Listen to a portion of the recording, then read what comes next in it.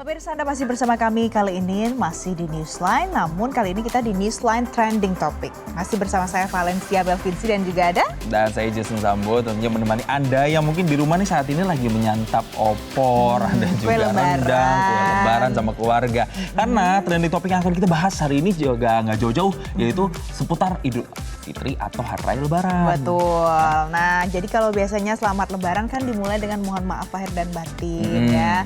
Jason ya, kemudian kita kan silaturahmi dan berbagi. Ternyata mungkin banyak yang melakukan pencarian apa sih yang dilakukan biasanya selama hari Idul Fitri ini, mau mungkin apa yang baru untuk tahun ini. Ternyata tuh sampai di Google pencariannya itu trennya mengalami peningkatan, bahkan sampai lebih dari 9.000 pencarian itu dilakukan di Google. Sampai dengan siang hari ini ya. Makanya kita bahas ya hari ini. Betul, dan tidak hanya Anda yang menyaksikan kami lewat televisi yang juga bisa berpartisipasi, maka Anda yang nonton di sosmed, halo di TikTok dan juga di mana nih?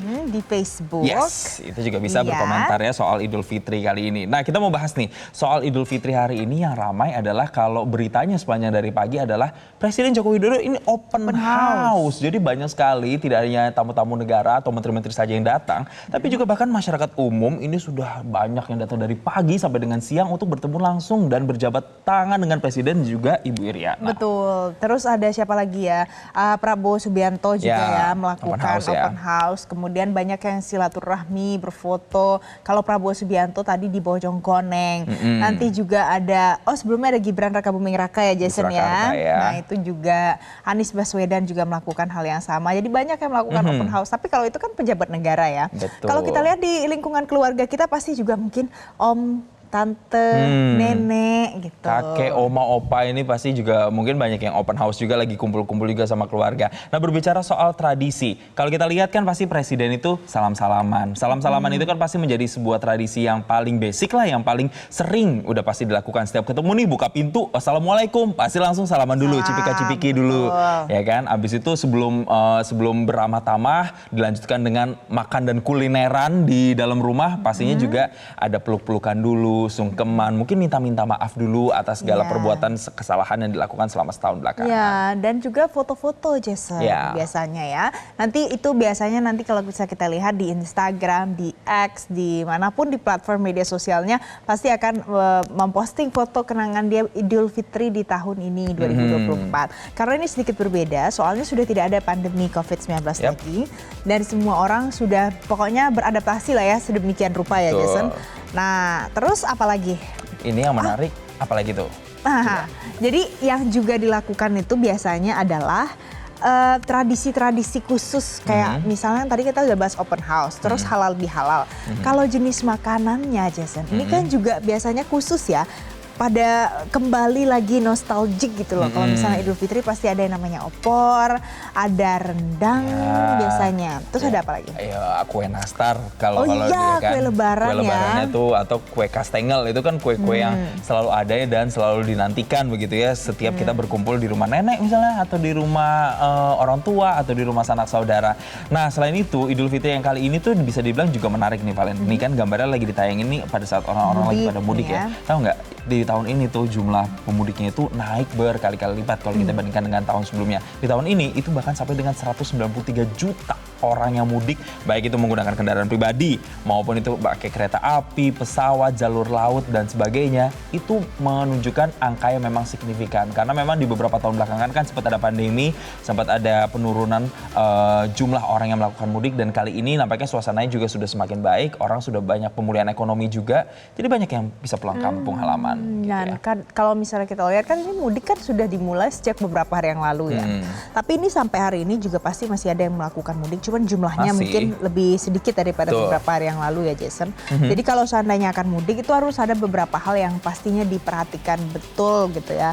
Kalau seandainya dengan menggunakan kendaraan pribadi harus memperhatikan bagaimana sistem one way atau kontraflow-nya. Sekarang sudah tidak ada one way lagi, sekarang sudah jadi kontraflow. Kemudian pastikan kondisi prima, kemudian tiketnya perhatikan jumlahnya, kayak kartu uang elektronik harus sudah isi ya. Terus begitupun nanti pada saat arus mudik, kalau arus balik maksudnya. Arus balik juga sama, melihat bagaimana perkembangan terkini berita-beritanya. Terus kalau booking pesawat Tiketnya juga harus disiapkan jauh-jauh hari, jangan sampai kehabisan tiket jadinya terlambat nggak bisa kerja. Nah itu tuh, karena banyak juga ternyata yang mengalami karena kesalahan prosedural seperti itu akhirnya jadi menghambat semuanya ya. Nah ini nih berbicara soal masih mudik dan juga persiapan arus baliknya juga. Kalau kita lihat bahkan yang menggunakan kendaraan pribadi ini nih juga bisa dikatakan melonjak juga. Banyak orang yang karena kan fasilitas sekarang kan tol ini kan juga sudah mulai banyak ya. Tol Trans Jawa misalnya yang ke arah Sumatera juga sudah banyak pembangunan tolnya. Jadi banyak masyarakat yang memilih menggunakan kendaraan pribadi seperti misalnya mobil untuk bisa pulang ke kampung halaman. Dan dampaknya apa coba? Kalau kita lihat nih misalnya orang-orang yang tinggal di Jakarta, itu tadi sepanjang jalan saya menuju kantor sepi banget ya. Ya kan? Biasanya macet, dari rumah saya ke kantor aja bisa memakan waktu sekitar 15 sampai dengan 25 menit. Ini bahkan tadi tuh nggak sampai 10 menit udah nyampe kantor. Nah ya itu, jadi ini kalau untuk yang tidak mudik atau belum mudik, ini saatnya untuk menikmati ibu kota Jakarta. Udah bukan jadi ibu kota lagi, daerah khusus Jakarta ya.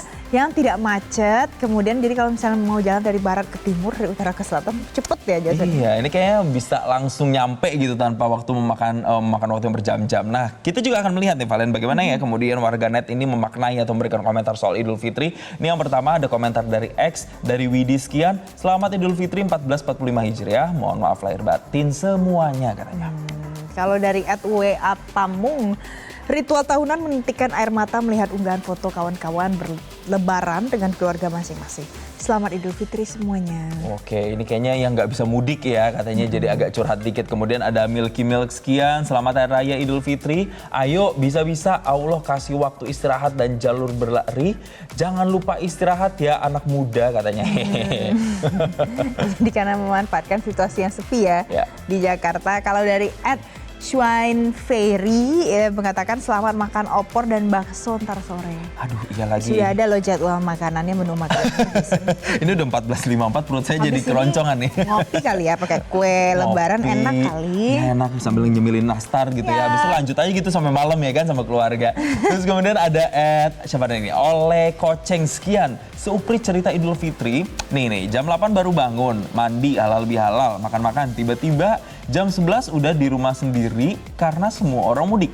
Lebaran yang sungguh satset dan juga kesepian katanya. Oh my God. Dan nggak apa-apa, harus tetap dimaknai dengan penuh berkat, dengan penuh berkah hikmat. Karena sudah 1 bulan menjalankan ibadah puasa ya Jason ya, dengan kusyuk dan sungguh-sungguh. Mudah-mudahan ini bisa jadi awal yang jadi lebih baik setelah perayaan lebaran kali. Betul, awal yang menjadi lebih baik untuk kita semua secara pribadi, tapi yang tidak kalah penting adalah awal yang baik juga untuk bangsa kita. Karena kan Februari kemarin kita habis berpesta demokrasi, semoga habis lebaran ini pemimpin-pemimpin kita, elit-elit kita bisa memberikan contoh yang baik untuk menciptakan kerukunan, persatuan dan kesatuan bangsa ya. Oke, kalau begitu demikian trending topik kita hari ini. Nanti di Newsline masih akan kembali untuk Anda pemirsa. Kami harus jeda terlebih dahulu, tetaplah bersama kami. Jelajahi cara baru mendapatkan informasi. Download Metro TV Extend sekarang.